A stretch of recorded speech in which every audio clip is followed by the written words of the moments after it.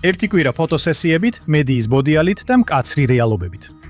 პრემიერ-მინისტრი ნეთანიაჰუ გაემგზავრა ვაშინგტონში თავისი რეკორდული მეშვიდე ვიზიტით და მერვე შეხვედრით პრეზიდენტ ტრამპთან.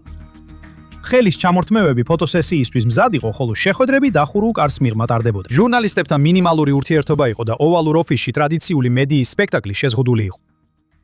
ის რაც არ ვიცით, უფრო მეტია ვიდრე ის, რაც ვიცით. ამან მეინსტრიმ მედიას მხოლოდ ის დაუტოვა, რომ ჩვეულებრივი სპეკულაციები ფაქტებად წარმოეჩინა, რომლებიც ძირითადად მათივე ფანტაზიაზე იყო დაფუძნებული. მოგვაწოდეს კომენტატორებისა და რეპორტიორების წინასწარ ჩამოყალიბებული შეხედულებები. რასაც ეს ორკაპიკიანი კომენტატორები ამბობენ, იქიდან მხოლოდ ეს გავითვალისწინ. პრემიერ-მინისტრი ბენიამინ ნეთანიაჰუ, რომელმაც თქვა, ეს იყო ერთ-ერთი საუკეთესო საუბარი, რაც კი ოდესმე მქონია ამერიკის შეერთებული შტატების პრეზიდენტთან. ეს შესანიშნავი იყო. ეს იყო ერთ-ერთი საუკეთესო შეხვედრა, რაც კი მქონია. და ყოველთვის არ მსიამოვნებს იმ კრიტიკოსების იმედგაცრუება, რომლებიც ცდილობენ, ზარების პოვნა ჩვენს ალიანსში. და რასაც ისინი პოულობენ, მაგალითად დღეს არის გრანიტის კედელი. ჩემთვის შემდეგი ორი ციტატა საუკეთესო მაჩვენებელია იმისა, რაც სინამდვილეში ხდება. ისრაელის ოფიციალურმა პირმა ვაშინგტონში განაცხადა, რომ დონალდ ტრამპმა შეხვედრის დროს ისრაელისთვის არც ერთი სექტორიდან გასვლა არ მოუთხოვია. და ეთმა მაღალჩინოსანმა, რომელიც შეხვედრის დეტალებს იცნობს და ამატა, პარბიორობა შეერთებულ შტატებსა და ისრაელს შორის ახლა უფრო ძლიერია ვიდრე ოდესმე. 10 წლეულების განმავლობაში მედია შეეჩვია დასავლეთის ლიდერებსა და პოლიტიკოსებს, რომლებიც მათ ეპირფერებიან, ცდილობენ ასიამოვნონ და დაუყოვნებლივ ითხოვენ პასუხებს. ტრამპი და ბიბი ამ წესებით არ მოქმედებენ. ისინი მედიას იყენებენ, ტრამპი მათ იფენებს და ათამაშებს. ასე რომ საუკეთესოა უბრალოდ დაველოდოთ და ვნახოთ რა მოხდება. და სწორედ აქ გამოჩნდება მკაცრი რეალობა. იმიტომ რომ მაშინ როცა მოკავშირეები ვაშინგტონში შეხვედრას მართავდნენ, ირანმა გადათვლიდა თავისი გზავნილი გაეგზავნა. პოლიტიკური დიალოგის განცხადებებთან ერთად ირანმა კიდევ ერთხელ შეუტია ამერიკულ სამიზნეებს იორდანიაში, სამშაბათ საღამოს. ამიტომ ვაშინგტონი ზუსტად იმაზეა კონცენტრირებული, სადაც თეირანი ამყოფებს მას, ჰორმუზის სრუტეში და მის გავლენაზე გლობალურ ეკონომიკაზე. ირანელები ამერიკელებს თრევენ კლდოვან გზაზე, გაჭიანურებისა და გამოფიტვის გზით, როგორც ადგილზე, ისე მოლაპარაკებების არენაზე. ირანელები ფიქრობენ, რომ ისინი შეერთებულ შტატებს ათამაშებენ, ზუსტად ისე, როგორც უკრაინელებმა უკვე ათამაშეს სხვაზე სახელმწიფო, რუსეთი. თეირანმა წამოიწყო კოორდინირებული ბალისტიკური რაკეტების შეტევა, რომელიც პირდაპირ აშეტეშოშის ძალებსა და იორდანიაში მდებარე ავიაბაზას ესხმის თავს. თუ ვინმეს ჯერ კიდევ ჰქონდა იმედი, რომ ვაშინგტონის ჩარჩოები და ეს დეესკალაციის მემორანდუმები მუშაობდა, ეს შეტევა მწარე გამოფხიზლება. თეირანმა თავისი გზავნილი გააგზავნა, რომ ეს შეთანხმება არა მხოლოდ მარცხია, არამედ მას განზრახ ანადგურებენ. მაშ რატომ ედმება დასავლეთი ისევ და ისევ ზუსტად ერთსა და იმავე მახეში? ოდედ ელამი, მოსადის ანტიტერორისტული განყოფილების ყოფილი ხელმძღვანელი და ამჟამად იერუსალიმის უსაფრთხოებისა და საგარეო საქმეთა ცენტრის მკვლევარი, ამტკიცებს, რომ ფუნდამენტური შეცდომა, რომელსაც შეერთებული შტატები უშვებს, არის ის, რომ ფიქრობს, თითქოს ირანი მოლაპარაკებებს ისე უყურებს, როგორც ამას დასავლელი აკეთებს. მისი თქმით, მთავარი პრობლემა ისაა, რომ ვაშინგტონი და თეირანი სრულიად განსხვავებულ თამაშებს თამაშობენ. შეერთებული შტატები მოლაპარაკებებს შეთანხმებისკენ მიმავალ გზად აღიქვამს და შეთანხმება არის საბოლოო მიზანი. ამერიკელები საბოლოო გადაწყვეტას ისახავენ მიზნად, მაშინ როცა ირანისთვის მოლაპარაკებები უბრალოდ კონფლიქტის გაგრძელების კიდევ ერთი გზა. შეთანხმება მხოლოდ დროებითი ეტაპია და მათი ნამდვილი მიზანი სტრატეგიული უპირატესობის მოპოვებაა. ელამი აღნიშნავს, რომ ეს არის ძალიან ეფექტური დიპლომატიური სცენარი, რომელსაც თეირანი უკვე 40 წელზე მეტია იყენებს. ყოველთვის, როცა ირანელი დიპლომატი ამტკიცებს, რომ კომპრომისი სურს, ამას თითქმის ყოველთვის მოსდევს გაფრთხილება ქვეყნის შინით მყოფი რადიკალების შესახებ, როგორიცაა ირანის რევოლუციური გვარდია ან უზენაესი ლიდერი. ელამი ამტკიცებს, რომ ეს თეირანისთვის უბრალოდ არასასურველი პოლიტიკური გართულება არ არის. ეს მათი განზრახ მოლაპარაკების სტრატეგიაა. ის შექმნილია იმისთვის, რომ მუდმივად მიიღონ დათმობები, სანქციების მოხსნა, შეღავათები და სიმბოლური ჟესტები ვაშინგტონის იმ ისტებლიშმენტისგან, რომელსაც ესკალაციის ეშინია და გაურკვევლობა არ მოსწოს. ელამი აღნიშნავს, რომ მიუხედავად უზარმაზარი ეკონომიკური და დიპლომატიური ზეწოლისა, თეირანი დამარცხების გრძნობას საერთოდ არ განიცდის. რეჟიმის შიდა ნარატივი უკიდურესი გამძლეობის შესახება. გასულ კვირას უზენაესი ლიდერის ხამენეის საგულდაგულოდ დადგმული დაკრძალვის შემდეგ რეჟიმის რეალური ძალაუფლების ცენტრების, როგორიცაა ირანის რევოლუციური გვარდიის კორპუსი, თავდაჯერებულობა კიდევ უფრო გაიზარდა. ის ფაქტი, რომ გლობალური ზესახელმწიფო კვლავ და კვლავ უბრუნდება მოლაპარაკების მაგიდას, თეირანში ფსიქოლოგიურ გამარჯვებად აღიქმება. ამასობაში ელამი ამერიკულ პასუხს აკრიტიკებს, იმისთვის, რომ ის სიმტკიცეზე მეტად თავშეკავებას ანიჭებს უპირატესობას. ის მიუთითებს ათასობით ამერიკელ საზღვაო ქვეითზე, რომლებიც ელოდებიან სადესანტო ხომალდებზე, როგორიცაა USS Boxer და USS Tripoli.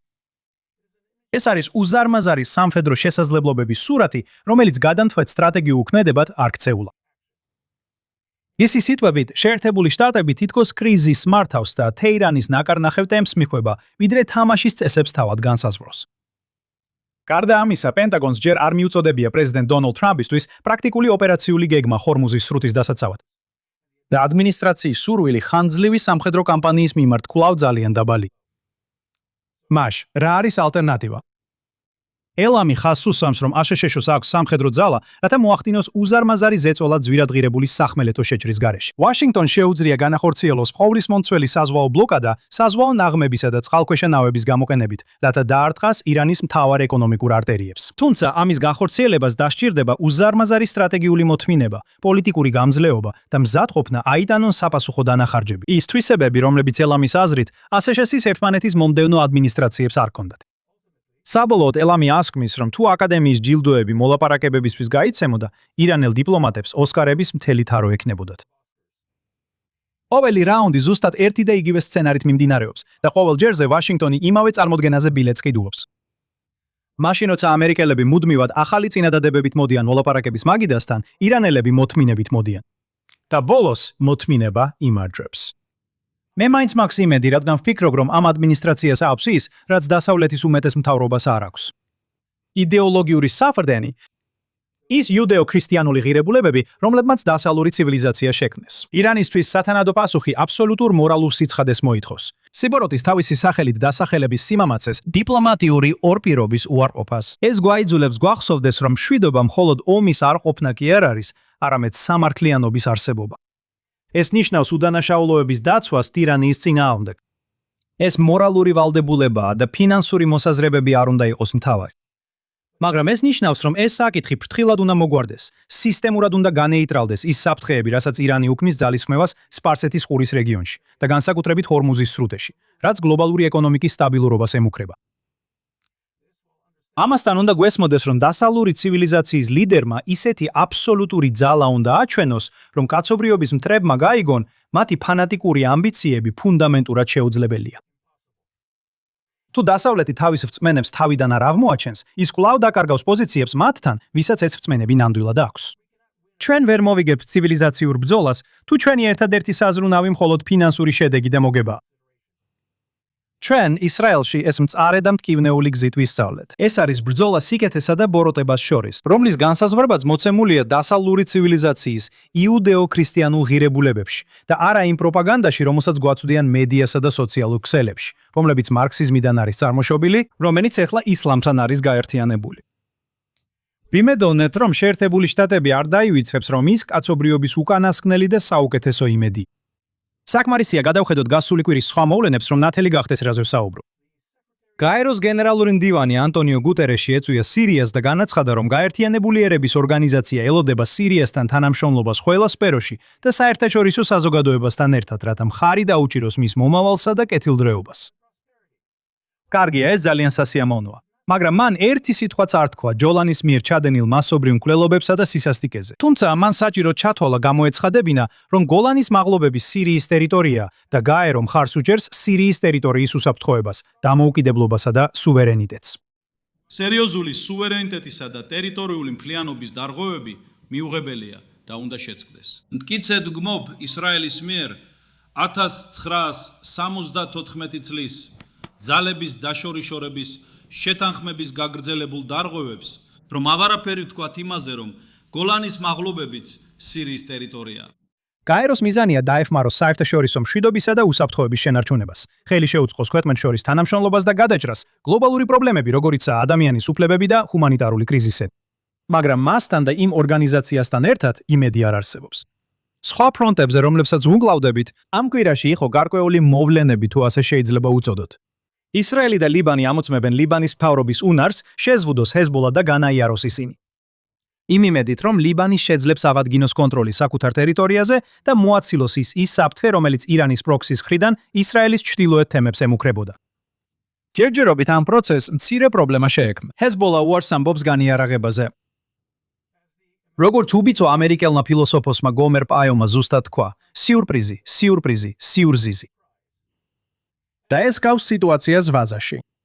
აშშ-ში განგზავრებამდე ბენიამინ ნეთანიაჰუმ თავისი მთავრობისგან მიიღო მხარდაჭერა ტრამპის 20 პუნქტიანი გეგმისთვის ღაზის აღდგენის შესახებ. როდესაც მწვანე შუქი მისცეს საერთაშორისო სტაბილიზაციის ძალალას, ანუ ISF-ს, რომ დაიწყოს ტერიტორიების აღება, რომლებიც ჰამასის კონტროლის ქვეშაა. მოსალოდნელია, რომ ეს ძალა დაახლოებით 200 წევრისგან იქნება დაკომპლექტებული უგანდიდან და მაროკოდან. ქვეყნებიდან, რომლებსაც სინამდვილეში პატივისცემით ურთიერთობა აქვთ ისრაელთან, განსხვავებით ანტიისრაელური ქვეყნებისგან, ჰამასის მხარდამჭერი ქვეყნებისგან, როგორიცაა კატარი და თურქეთი, რომელთა მონაწილეობაზეც ისრაელმა უარი თქვა ამ მისიაში. და მიუხედავად ამისა, თითოეული შესვლა საჭიროებს პირად დამტკიცებას პრემიერ-მინისტრ ბენიამინ ნეთანიაჰუს, თავდაცვის მინისტრისა და ისრაელის საგარეო საქმეთა მინისტრის მხრიდან.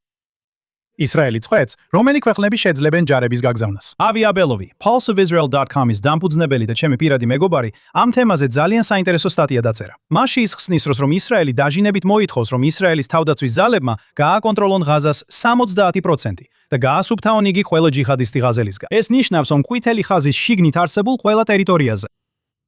ტრამპის შეთანხმება განსაზღვრავს, რომ არანაირი გამოყვანა არ მოხდება მანამ, სანამ ჰამასი სრულად არ განიარაღდება და ღაზა სრულად არ დემილიტარიზდება, რასაც ავი ამბობს და მეც ვეთანხმები, რომ ეს არასდროს მოხდება. ავი ფიქრობს, როგორ აპირებენ 200 უგანდელი და მაროკოელი ჯარისკაცი ჰამასის კონტროლირებად ტერიტორიაზე შესვლას, გენოციდური ჯიჰადისტური არმიის განიარავებას, რომელსაც ჯერ კიდევ აქვს გვირაბები, რაკეტები და სიკვდილის კულტის იდეოლოგია, და როგორღაც ცოცხლები გამოვლენ იქიდან. მოდი რა ამბობს ის. მართლა გონიათ ჰამასი თავაზიანად ჩააბარებს იარავს 200-მდე უგანდელსა და მაროკოელს? გონიათ იმ ჯარისკაცები 5 სუთზე მეც გადარჩებიან თუ მართლა დაიწყებენ RPG-ების შეგროვებას იმავე ხალხისგან, ვინც ჩვენი ოჯახები ამოხოცა, გააუპატიურა და დაწვა? ეს არ მოხდება. და თუნდაც რაღაც სასწაულით მოახერხონ შესვლა და არა მოიხოცონ. ისრაელმა სულიად ნათლად განაცხადა, რომ ღაზის აღდგენა არ დაიწყება, სანამ ჰამასი სრულად არ განიარავდება. ამ პირობებს საერთაშორისო ძალა ვერასდროს დააკმაყოფილებს. მიწაზე ერთადერთი ძალა, რომელსაც ჰამასის განიარაღების საქმე ბოლომდე მიყვანა შეუძლია, ისრაელი და ისრაელის თავდაცვის ძალებია.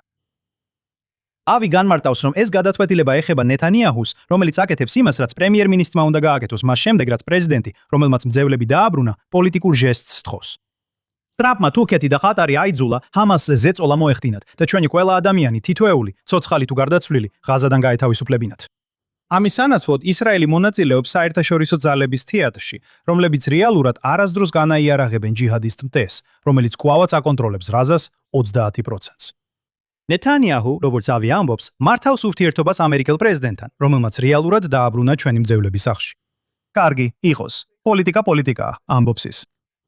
უბრალოდ ნუ შეურაცხყოფთ ჩვენს გონიერებას, თითქოს ეს არის ისრაელის მიერ კონტროლირებადი ტერიტორიის დიდი დათმობა საერთაშორისო ძალისთვის, რომელიც ღაზელებს ხელახლა დაასახლებს. ეს ასე არ არის. ეს არის ფრთხილად შეზღუდული, ისრაელის მიერ კონტროლირებადი, თითქმის უეჭველად თავიდანვე განწირული ჟესტი. და დავამატებდი, ძალიან გავს იმას, რასაც ამ მომენტში შეერთებული შტატები აკეთებს ირანთან მიმართებაში. და რაც შეეხება ღაზას, ჩვენს ყოველკვირეულ რუბრიკაში კარგი ამბები სამჯერ მოდის, რაც ახლახან მოვიგონე, რადგან ასეთი რუბრიკა არ გვაქვს, მაგრამ რომ გქონდეს, ეს იდეალური იქნებოდა, რადგან ეს 10-ჯერ მეტია.